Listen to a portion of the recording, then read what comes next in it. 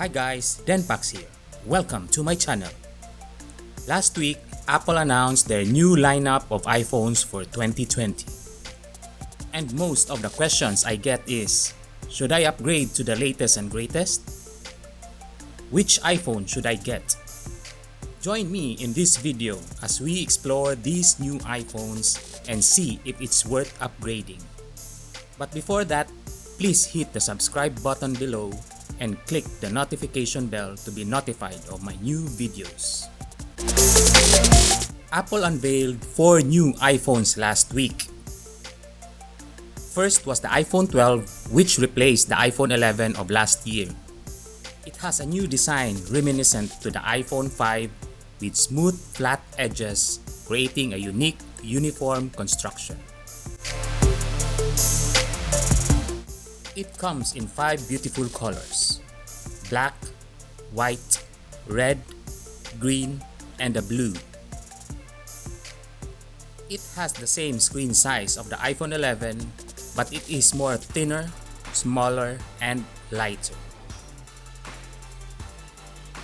It now comes with a Super Retina XDR display, or we simply call it an OLED display.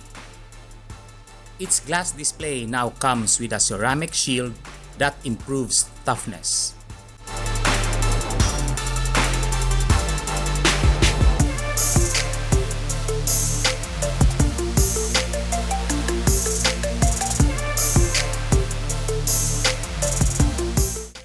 It comes with a new dual camera system, an ultra-wide camera and a wide camera.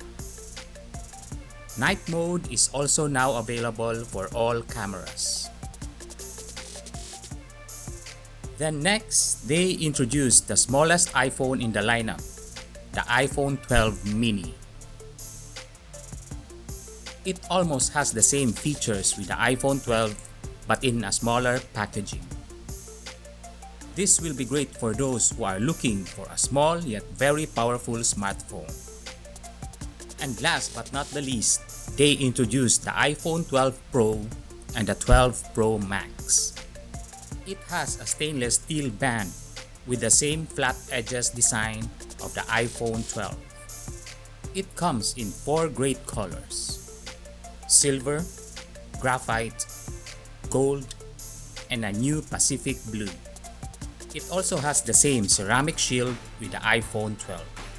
The 12 Pro now comes with a 6.1-inch display when compared to last year's 5.8-inch 11 Pro.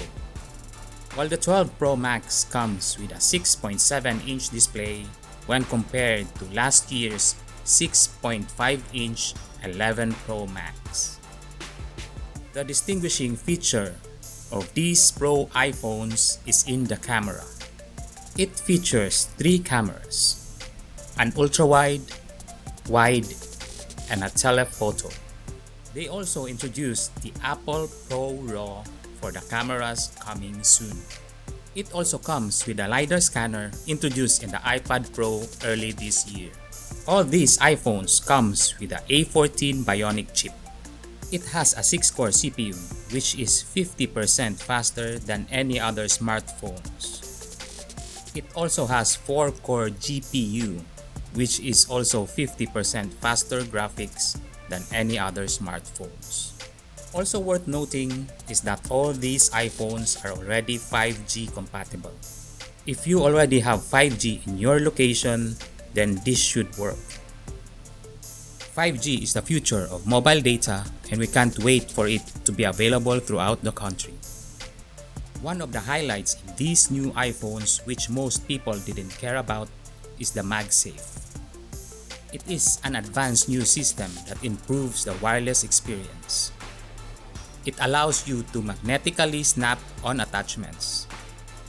Any MagSafe accessory can simply snap on the back of the iPhone.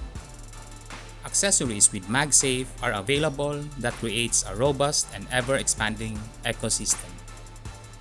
For the pricing, the iPhone 12 mini will cost $699 US, while the 12 will cost $799.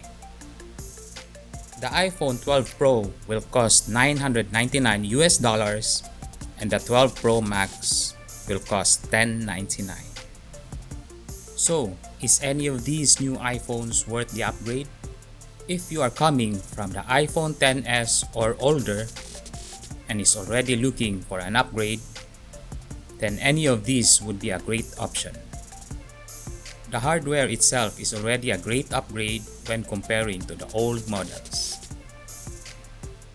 But if you are coming from any of the iPhones last year, like the iPhone 11, 11 Pro, and 11 Pro Max, then maybe you should just skip this and wait for next year's iPhone. The minor upgrade in the processor and cameras aren't that great. The iPhone 12 and 12 Pro has already been released in the US and other countries by the time you are watching this video. The iPhone 12 mini and 12 Pro Max are slated to be released next month. As for the release here in the Philippines, we should expect it to be here by the end of November or early December, just in time for the Christmas holiday. And as for the pricing here in the Philippines, just convert those pricing I mentioned before, then add around 4,000 to 5,000 for the taxes. Also note that these new iPhones doesn't ship with an earpods and a power adapter. It still has the lightning cable, but mind you, it is the lightning to USB-C cable and not the USB-A. So, if you are planning on buying one and don't have a USB-C power adapter, then better buy one now. I will also do an unboxing and review of the iPhone 12 Pro Max soon when it arrives here in the Philippines. So stay tuned for that. Please leave a comment below if you are upgrading to any of these iPhones and which model and color are you getting. That's all for now. Thank you for watching. Stay safe and see you in the next video. Bye!